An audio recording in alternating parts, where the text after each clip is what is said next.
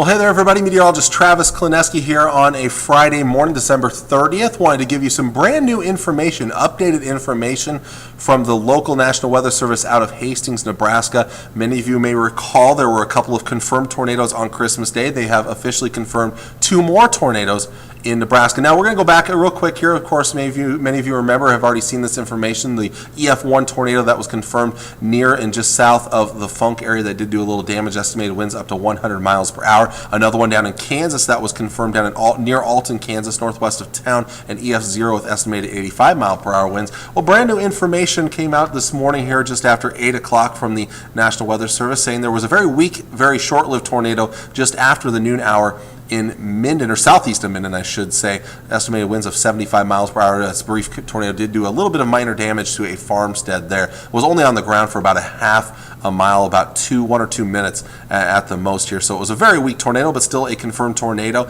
And basically what happened, there was a line of thunderstorms that made its way through, and you get these little kinks in that line here, these little inflow notches, and one just happened to occur there southwest of Norman, southeast of the Minden area. Another one was up in Buffalo County, up in near the Gibbon area, just northwest of Gibbon in what's called the Blue Sky subdivision. There were some reports of damage up there. Estimated winds of 85 miles per hour. Again, that puts it at an EF0 rating.